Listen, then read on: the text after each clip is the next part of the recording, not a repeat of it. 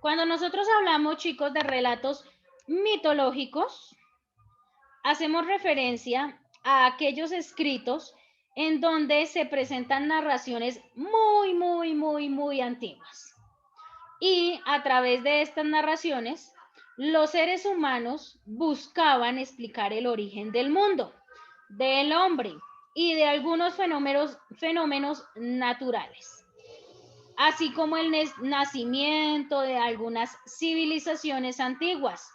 ¿Qué civilizaciones antiguas ustedes recuerdan? ¿Qué les han enseñado en sociales? A ver, una civilización antigua, ¿quién me dice? Se pueden tomar la palabra porque no los estoy viendo, ¿vale? Profe, los mayas. Los mayas, ¿quién más, Juan José? Los egipcios, Los profe. incas. Los egipcios. Los incas, muy bien, ¿cuál otro? Los chipchas. Profe, los egipcios. Sí, no, porque no es una civilización antigua porque aún existen. Profe, los aztecas. Ah, los aztecas. Los chipchas. Teníamos, muy bien, los chichas, los aztecas, los mayas, los incas. Son civilizaciones de hace mucho tiempo.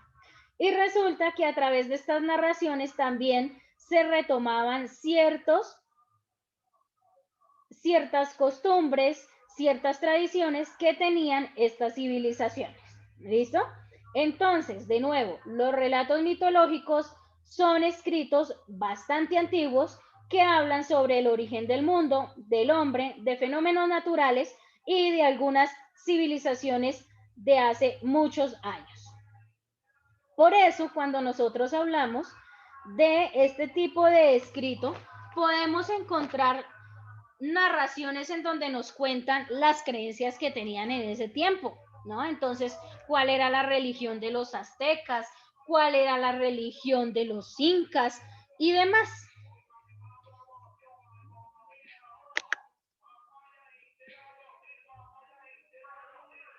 Hay unas características específicas dentro de los relatos mitológicos y la primera es que pertenecen a la tradición oral. Cuando nosotros hablamos de la tradición oral son esas historias que pasan de generación en generación. Entonces los bisabuelitos se la contaron a los abuelitos a los hijos a los nietos, ¿sí? Entonces son historias que pasan de generación en generación. Por eso tienen esa tradición oral. A través de ese pasar del tiempo y de ir contando una historia, así pasen muchos años, pues se van conservando esos escritos y se van conservando esos relatos. Entonces, cuando ustedes estén grandes, le van a contar a sus hijos, ejemplo, cuáles fueron esos mitos o esas historias que sus papás les contaron hace 20, 30 años. Y entonces sus hijos se las van a contar a los hijos y los hijos de los hijos y los hijos de los hijos y se conservan durante muchos años. Además de esto, los textos mitológicos son relatos en donde siempre encontramos un tiempo impreciso y además de esto, inmemorial, ¿sí? Entonces, no hay ejemplo dentro de estos escritos en el siglo XVI, el 25 de marzo, se desarrolló en el mundo helénico cómo surgió la civilización y el hombre de ese tiempo. No, nosotros nunca encontramos en los mitos años específicos o fechas específicas. Entonces el tiempo es impreciso. Simplemente conocemos el mito. Y dentro de esos mitos, pues nosotros encontramos hechos sobrenaturales o a veces transformaciones o hazañas increíbles que han surgido o que han ocurrido en algún tiempo.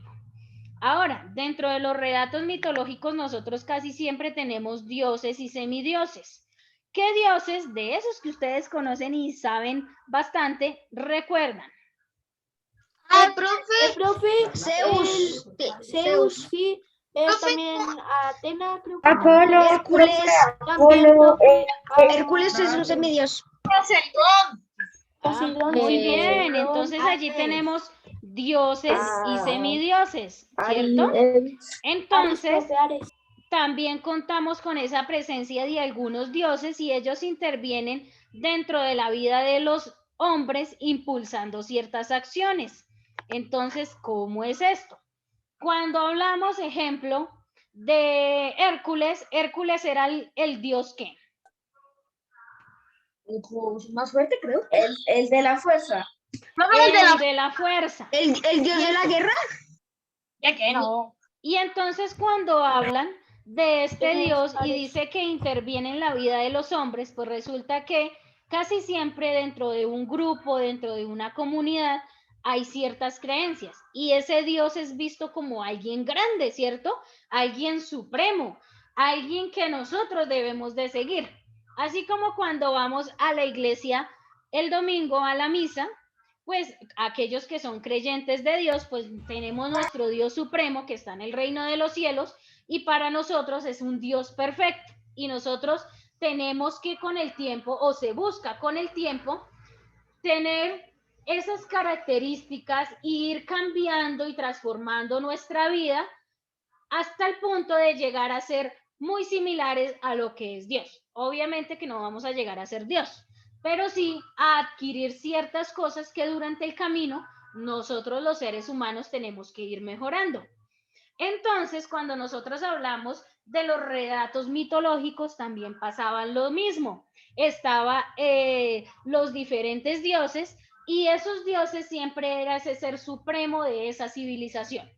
Habían dioses dentro de las comunidades aztecas, dentro de los incas y dentro de los mayas. Y esos eran sus, digámoslo así, figuras supremas y a través de ellos pues se generaban todas unas creencias dentro de ese grupo y dentro de esa civilización.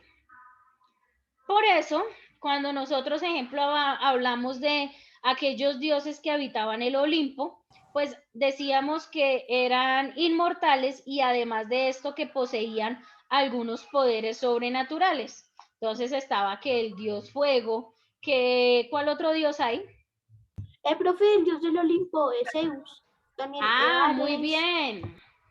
Y cada uno de ellos tenían unas características, tenían unas virtudes, tenían unos poderes. Y entonces los seres humanos hacia ellos empezaban a generar cierta contemplación y cierta admiración por ser tan grandes, por ser tan poderosos y porque cumplían esa función dentro de ese grupo.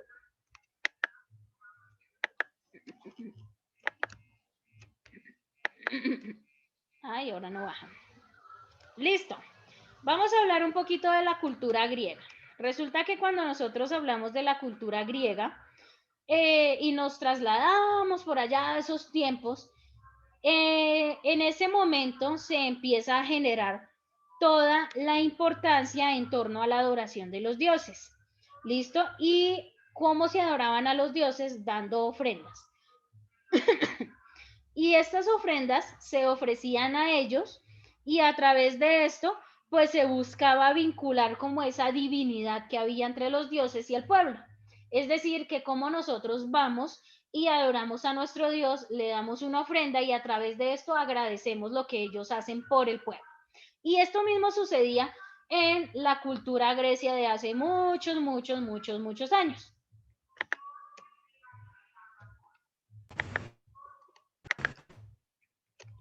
No pasa.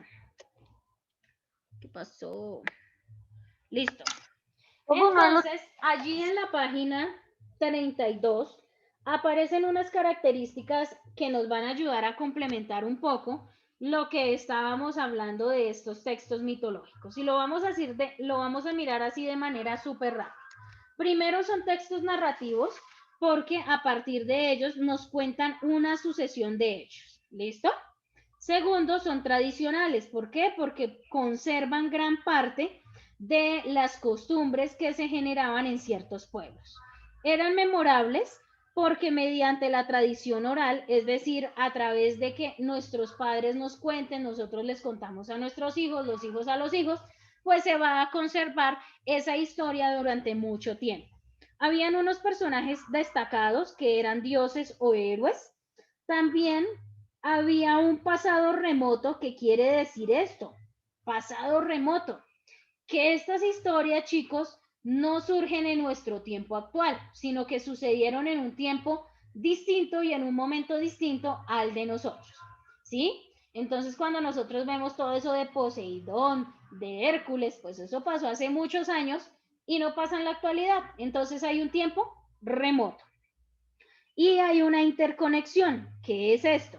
¿Cómo funciona el relato de manera independiente? ¿Sí? Entonces hay diferentes tipos de relatos que están interconectados entre sí. Es decir, que tienen ciertas características comunes. En todo se hacen hazañas, en todo se desarrollan ciertas actividades muy similares las unas a las otras. Y en la página número 33, chicos, ustedes van a encontrar la estructura del relato mitológico. Dentro de estos textos tenemos la estructura de un texto narrativo. ¿Cuál es la estructura de un texto narrativo? No me asusten que el año pasado vimos eso. Profe,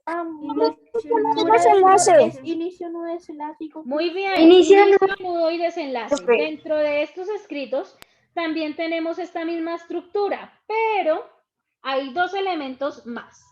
El primero es la introducción, en donde lo que se busca es dar como un principio a esa historia y cómo ésta se ha transmitido de generación en generación. Y ya después entonces se empieza a hablar en el inicio de la historia sobre la historia o el hecho como tal. Y hay otro elemento diferente que es la conclusión. Y dentro de la conclusión, lo que se busca es dar un final sobre el relato y a través de esto afirmar qué ha sucedido o reafirmar qué ha sucedido dentro del escrito. Entonces, ¿cuál es la estructura de los relatos mitológicos? Introducción, inicio, nudo, en donde se desarrollan todos los hechos, desenlace, donde se le da cierre a la historia y una conclusión donde de manera muy corta se finaliza todo el escrito. Preguntas, chicos, dudas, inquietudes, ¿o todo quedó claro? Niños, ¿claro? Claro, profe. Bueno, entonces Claro, ahora nos profe. vamos a ir. Claro, profe. Muy bien, nos vamos a ir a la página 38 y 39 del libro. En la página 38 y 39 del libro vamos a ver un segundo tema, que es la infografía. ¿Listo? La infografía. ¿Qué es una infografía? Ahora vamos a hacer un cambio total de tema. ¿Qué es una infografía? Profe, es un texto mixto que integra distintos tipos de imágenes. Profe, la infografía es... voy a explicarte. Es un Podría decir texto informativo, pero que ya más que nada imágenes en vez de tanto texto. Muy bien. Entonces, cuando nosotros hablamos de infografías, lo primero que hay que decir, chicos, es que las infografías son unos textos discontinuos. Resulta que nosotros tenemos textos continuos y textos discontinuos. Los textos continuos son aquellos relatos o historias o escritos que ustedes encuentran de manera muy específica a través de las palabras. Es decir, una historia, una noticia, un artículo, un informe, una noticia pero del periódico, ¿no? Una crónica, un artículo de opinión, todos estos son textos continuos. ¿Por qué? Porque hay un hilo conductor a través de las palabras, es decir, un escrito como tal. Pero cuando nosotros hablamos de las infografías son textos discontinuos porque a través de imágenes y de textos bastante cortos se busca crear un significado sobre algún tema determinado. En este caso estamos viendo aquí un ejemplo de una infografía sobre el COVID-19. Fácilmente, chicos, ustedes pueden analizar así, de manera rápida, de qué habla la infografía. ¿Y quién me cuenta? ¿De qué nos habla esta infografía? Aparte de que es del COVID-19. Profe, las medidas de prevención para protegerse del COVID. Cuidados. De los consejos para prevenirlo. Muy bien, nos dicen Profe, y nos qué es, informa qué es. nos dicen qué es, consejos y síntomas. Entonces, ¿qué pasó con nuestro cerebrito y con nuestra mente cuando vimos rápido esta imagen? Él se activó y resulta que nosotros tenemos ciertas y se envían ciertas señales a nuestro cerebro que hacen que haya o se genere un impacto visual. Es decir, que si yo veo algo de manera llamativa y es visual con imágenes, pues rápidamente nosotros sabemos de qué nos están hablando. No tuvimos que leer toda la infografía para saber qué nos iban a mostrar en la infografía. Esa es la función de este tipo de textos. Entonces, como ustedes se pueden dar cuenta, hay una combinación entre imágenes y textos. Los textos son explicativos, pero son muy corticos. Nosotros no encontramos infografías con bastante texto. La idea no es esa, sino que a través de estas infografías nosotros presentemos los escritos de manera clara, corta y concisa. Ahora, debe de haber un balance entre la imagen y el texto. Si yo voy a hablar en una infografía sobre los animales, pues no puedo colocar en la infografía aviones, ¿sí? Porque no habría una coherencia y además de eso, pues no habría un balance. Entonces, debe de haber una coherencia entre las imágenes y el texto. Adicional a esto, chicos, debe de haber un balance. Entonces, nosotros no podemos colocar una cantidad de palabras y de palabras y de texto en la infografía y colocar solo una imagen chiquitica. No, dentro de la infografía pues hay que tener como ese mismo uso y esa misma cantidad de instrumentos o de imágenes como de texto de manera muy balanceada. La información es relevante, es decir, que nosotros dentro de la infografía vamos a presentar algo que es bastante importante o ideas principales. Si yo voy a hacer una infografía sobre la contaminación del medio ambiente, pues allí voy a colocar todas estas imágenes importantes de la contaminación del medio ambiente. ¿Listo? Ahora, debe de ser pensado y debe de ser estructurado para que el lector realice una mirada rápida, así como nosotros lo hicimos en un primer momento. Ahora, vamos a hacer este segundo ejercicio. ¿De qué habla esta infografía? Así, ¡pum!, de manera rápida.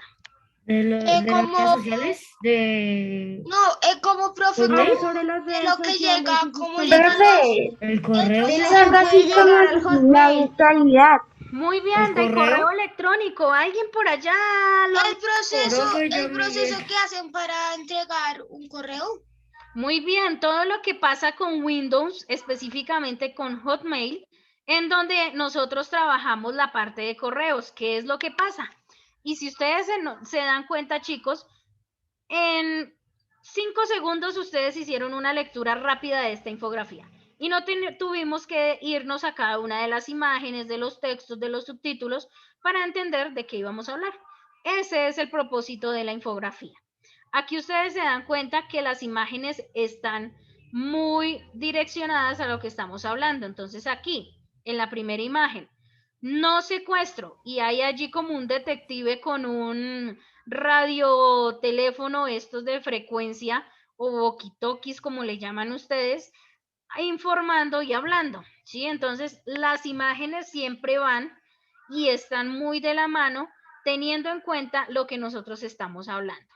Y hay una estructura específica y dentro de esta estructura nosotros encontramos una introducción. La introducción pues nos cuenta un poco sobre qué se va a hacer o qué se va a abordar dentro de la infografía. Hay unas subsecciones. Ejemplo, en esta infografía, ¿cuáles serían las subsecciones, niños? Profe, lo de no secuestro, FIS web, Muy bien. web app, anti-spam, cuentas de otros servicios, Archivo archivos, adjunto, mensajería, Bien. calendario. Estas serían nuestras subsecciones. Muy bien.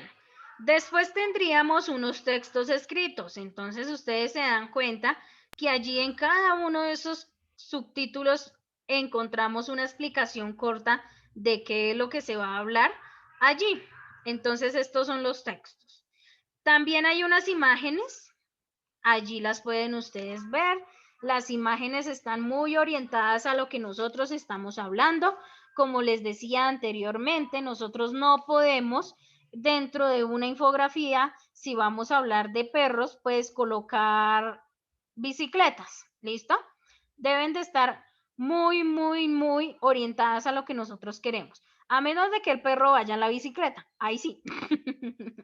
¿Listo? Ah, profe. Ay, sucede, sucede.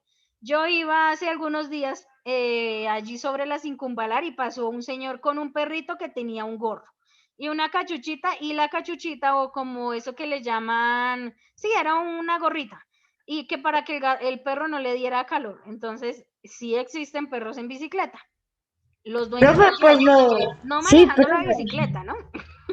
Sí, profe. Entonces, los meten en la canastica al frente de la bicicleta. Ah, muy bien. Entonces, estos textos son textos explicativos, y estos textos explicativos, pues de manera muy corta, muy sencilla, abordan un tema de cualquier tipo de contexto, ¿sí? Puede ser contexto social, puede ser un contexto político, religioso, o también pueden abordarse dentro de las infografías cierta información, así como cuando nosotros vamos a un hospital y a veces vemos un panfleto en donde nos hablan sobre los cuidados que se deben de tener dentro del lugar. Todos esos son infografías, ¿sí? O donde nos dan las indicaciones cuando vamos al centro comercial y vemos un papelito allí al lado de las escaleras eléctricas en donde nos dicen qué no debemos hacer en las escaleras eléctricas. Todo esto son infografías. ¿Listo? Ahora, ¿cuáles son las partes de la infografía? Siempre tenemos un titular, es decir, el nombre de la infografía. Tenemos un encabezado como una descripción chiquitica o como un complemento del título de lo que vamos a hablar. Tenemos un texto, tenemos el cuerpo, y el cuerpo siempre van a ser como las imágenes y la relación que hay con los textos cortos. Y tenemos una fuente y un crédito, es decir, de dónde se ha tomado esa información para realizar la infografía. ¿Es claro el tema, chicos? Sí, profe. Pero